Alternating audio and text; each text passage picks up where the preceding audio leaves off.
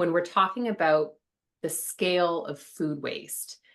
Can you help us wrap our brains around what are we really talking about, whether it's in Canada or North America? You can just help us understand how big of a problem that really is. Sure, I guess. So let's start with Canada. Canada, food waste, it's about 50 billion. It's about $50 billion a year that is wasted.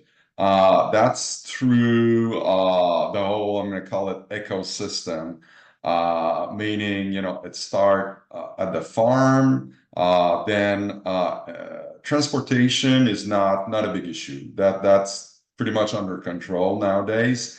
But then at the distributor level, then the grocery level, and then finally at home, because we unfortunately we all end up wasting food at one point or another. So 50 billion in Canada. In the US, it's over 200 billion. It's Wow. $200 billion US dollars, obviously.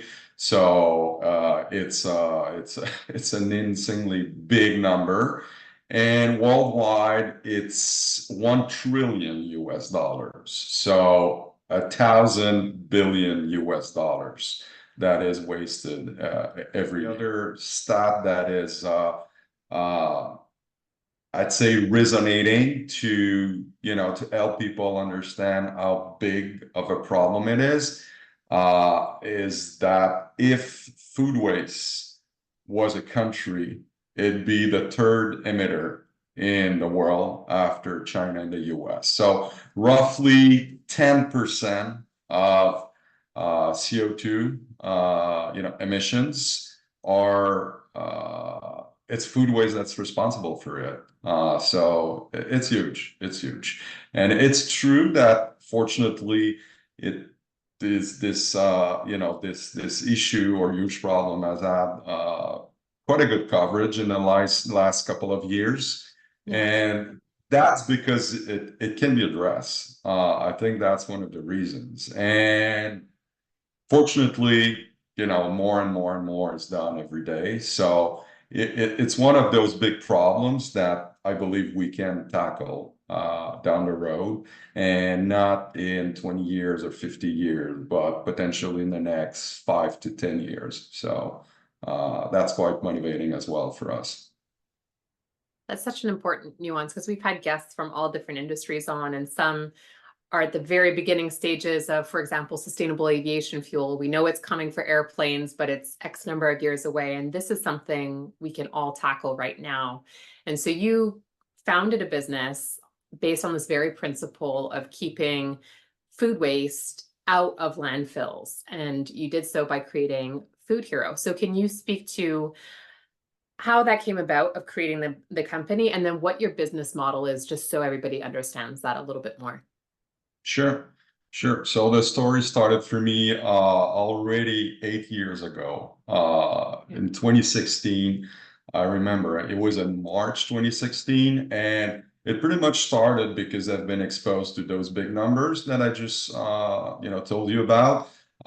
So I remember I opened the TV on a Saturday or Sunday morning, and I stumbled upon that documentary about food waste, and they were discussing those huge numbers, and instantly I got like the eureka. I was like, okay, I was at the time already had my own company already. I was involved in a tech business as a founder, and I was about to sell it. So I was looking for my next adventure. It was very important for me at the moment that if I were to jump back in right away and start another company, I wanted to have a social impact, positive social impact. So, just everything happened in a flash, and pretty much I remember instantly I saw the name, the brand FoodHero. I went online very quickly after that. I bought it. It's quite expensive at the time because somebody had it. Always step one, I'm getting that URL. Yeah. In terms of business model and what part of the overall big food waste issue we're tackling at FoodHero, So I mentioned earlier, you know, think about it from where the food grows to where, you know, ultimately ends its life cycle. So it starts at the farm,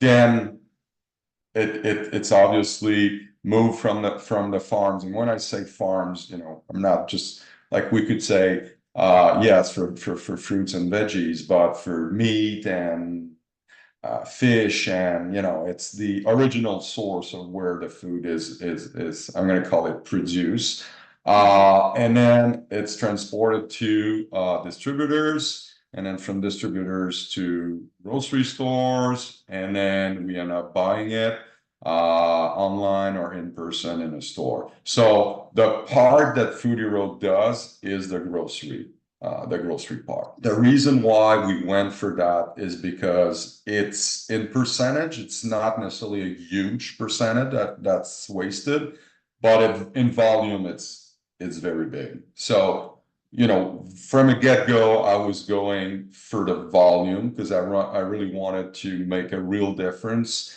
not be like a greenwashing solution. There are some, a lot of greenwashing solutions out there, unfortunately. So in our case, FoodHero is a B2B2C marketplace and in the form of a mobile application. So what it means is on one end, we have the supply that's coming from grocery stores.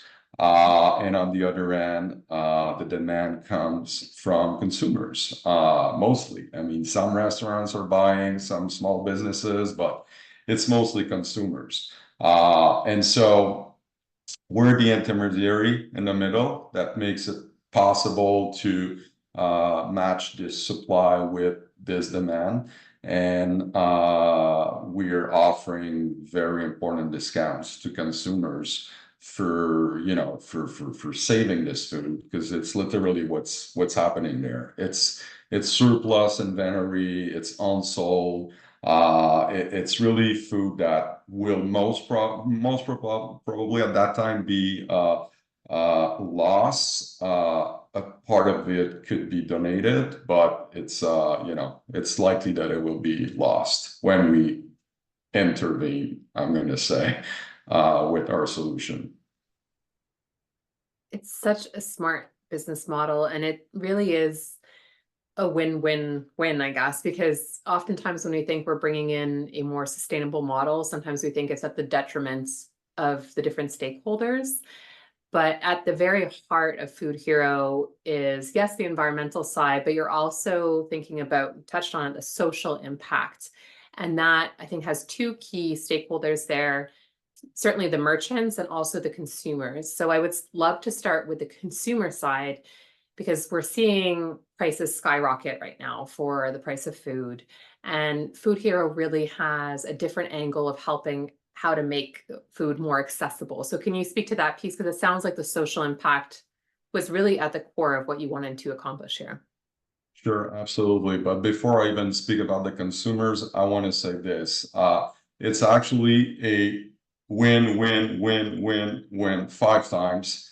Oh, okay. So, and let me explain real quick. So, number one, obviously, is the consumer. Number two is the merchants. Number three is the planet. It's not necessarily in order.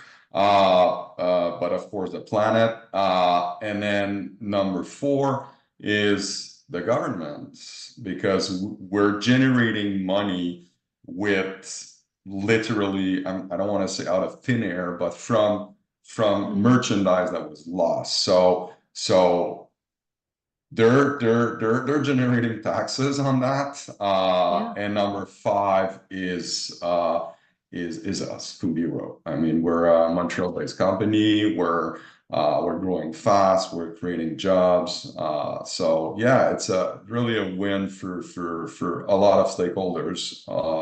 So that's interesting. Now, for the consumers, of course, they know that when they're buying food on FoodHero, they're doing their part for the environment, but also, and I would say, it's very important, especially in this, in this inflation era that we're unfortunately living and it's been like that for a good 2 years now. Mhm. So we are offering steep discounts. So 30, 40, 50, up to 60% off. And it's also on food that people want and love. So we are not, our business model is really to replicate the we're similar to like the best like ordering, like food ordering apps, mentioned Uber Eats or Instacart or any other even like the apps from the grocers themselves. So we have a direct connection to their catalog, and it's not like a surprise bag or a mystery bag, or Mm. buying something you don't know what you're gonna get. And unfortunately, a good portion of it will probably be thrown away anyway. So, we're pretty strong on meat, on fish, items that are very expensive, and it's significant for consumers to save on those items. Prepared meals, dairy. So, it's you can literally, in some of our stores, you can also almost make a complete like grocery shopping on the app itself.